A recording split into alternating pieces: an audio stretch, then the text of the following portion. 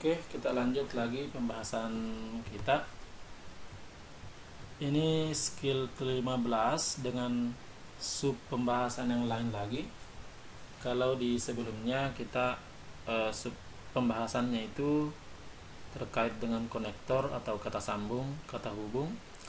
Nah, di pembahasan ini sentences with inverted subjects and verb, terjadi inversi. Inversi itu pertukaran posisi. Yang di kalimat positif, di kalimat biasanya itu verbnya jatuh setelah subjek.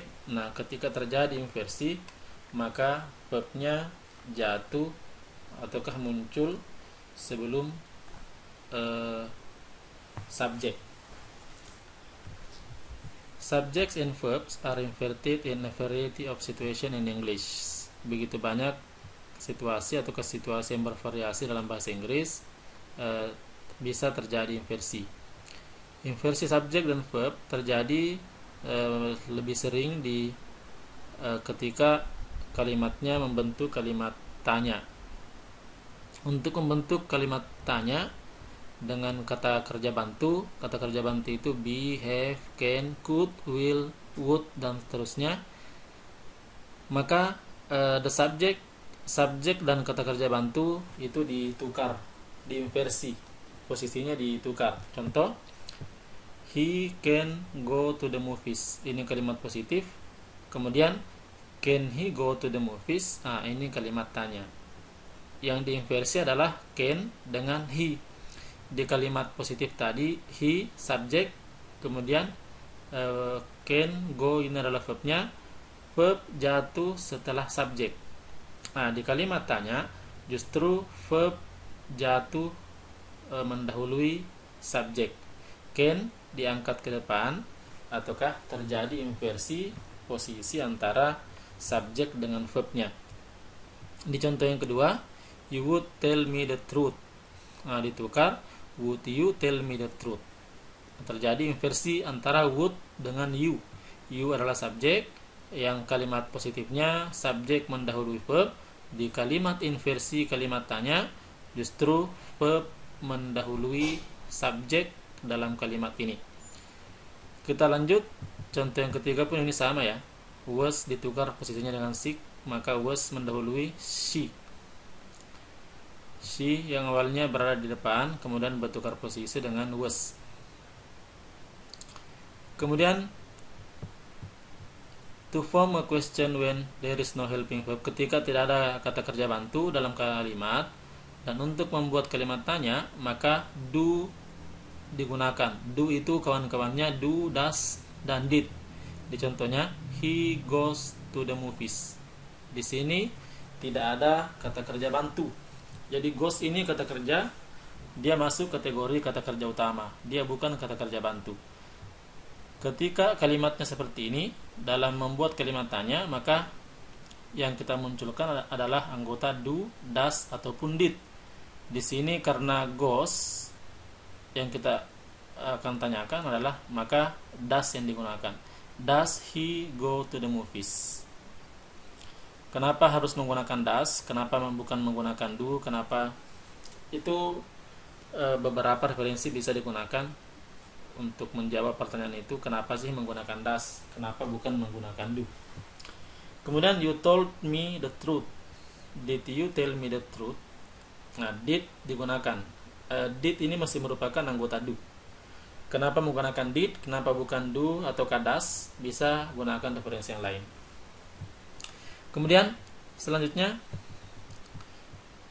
terdapat banyak situasi dalam bahasa Inggris di mana subjek dan verb itu diinversi. Tapi if you just remember this method of inverting subject and verb, you will be able to handle the other situation. Ketika kalian hanya mengetahui cara menginversi subjek tersebut, yang diketahui maksudnya ya ini poin 1, 2, 3, 4, dan 5, maka kalian bisa mengerjakan test TOEFL dengan gampang. Karena di sini dikatakan the most common problems with inverted subject, masalah yang paling sering muncul dalam tes TOEFL adalah terkait inversi ini. Yang pertama, with question words such as what, when, where, why, dan how. Inversi terjadi ketika ada kalimat ada kata tanya. Kata tanya dalam hal ini WH question, WH question, what, when, where, why, dan how. Kemudian yang kedua, inversi terjadi ketika after some place expression, setelah keterangan tempat, entah kata ataupun expression. Kemudian yang ketiga, setelah negative expression. Kemudian yang keempat, some conditional sentence, kalimat kondisional. Kalimat kondisional itu kalau kalian belum pernah dengar conditional sentence, bisa gunakan definisi lain juga untuk lebih memudahkan kalian memahami di bagian 4 ini. Kemudian yang kelima, after some comparison, perbandingan. Kata kalimat yang mengandung perbandingan juga seringkali terjadi inversi. Oke. Jadi di bab ini ada 5 skill, mulai dari skill 15 sampai skill 19. Di skill 15, invert the subject and verb with question words. Diinversi karena terdapat question words. There is some confusion about when to invert the subject and verb after question words such as. Sering terjadi kekeliruan apakah harus menginversi subjek dengan verb ketika muncul what, when, where, why, dan how, ataukah justru tidak menginversi. Apakah diinversi atau tidak? This word can have two very different functions in a sentence. First, they can introduce a question. In this case, the subject and verb that follow are inverted. Kita langsung ke contoh saja. What is the homework? Contoh yang kedua, when can I leave? Where are you going? These words can join together to two clauses. Jadi penjelasannya ini diinversi ya. Ini terjadi inversi. Is adalah verbnya ataukah helping verb. The homework seharusnya menjadi subjek. Maka diinversi antara verb dengan subjeknya karena dia merupakan kalimat tanya. Kemudian when can I leave juga kalimat tanya, maka diinversi. Where are you going? You menempati posisi. You ini adalah subjek, are adalah verbnya, menempati posisi setelah verb. Subjek berada atau jatuh setelah verb karena ia merupakan kalimat tanya, maka diinversi. Intinya bahwa semua kalimat tanya itu akan terjadi inversi antara subjek dengan verbnya. Kemudian di contoh yang kedua ini, bagian yang kedua ini, I do not know what the homework is. Tidak terjadi inversi. When I can leave, I will take the first train. Juga tidak terjadi inversi. Do you know where you are going? Juga tidak terjadi inversi. Padahal sama-sama menggunakan what, sama-sama menggunakan when, dan sama-sama menggunakan where. Nah, di sini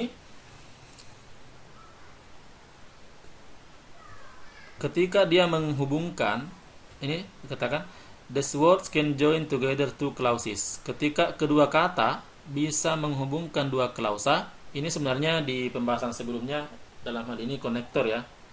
Ketika dia berfungsi sebagai konektor, maka dia tidak diinversi.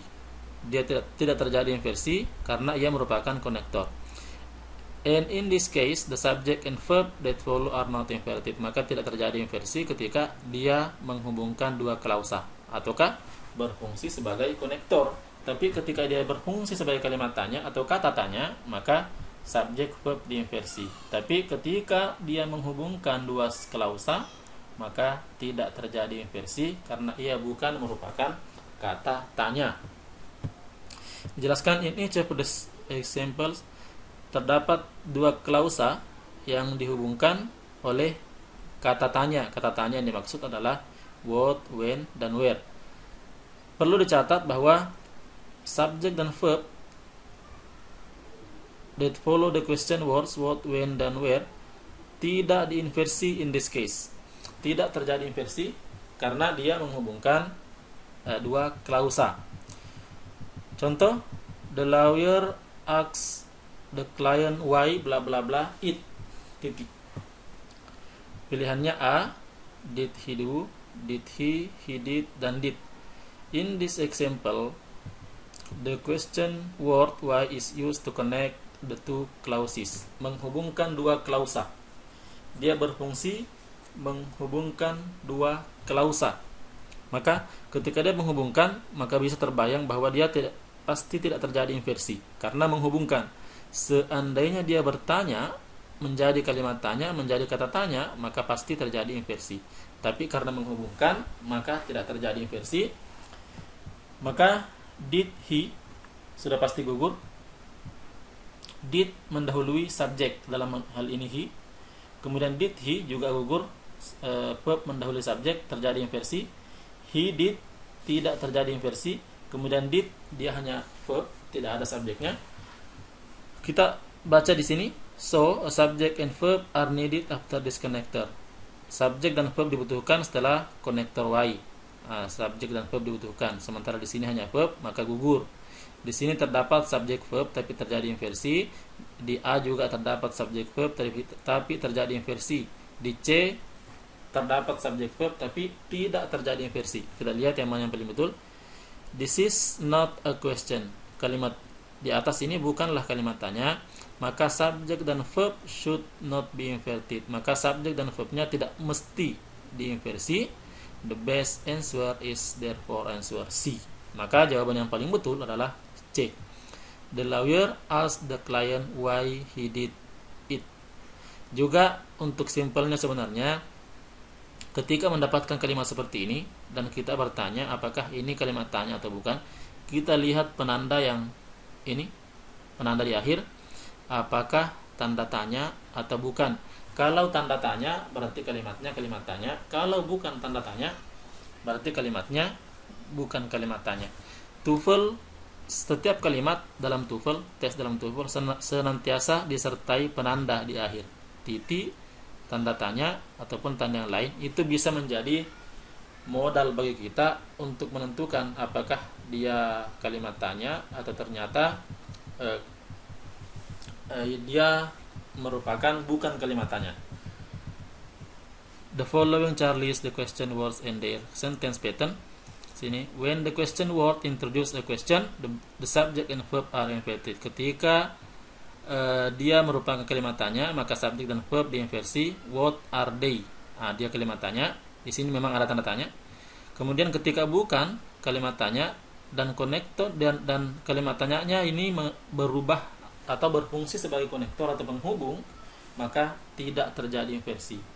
I know what they are, bukan I know what are they. Dan memang di akhir ini bukan tanda tanya, tapi dia hanya diakhiri oleh titik. Seperti itu. Di sini banyak latihan, silakan dilatih dan berita gembiranya setiap latihan ini disertai jawaban di bagian akhir buku ini. Ada kunci jawaban.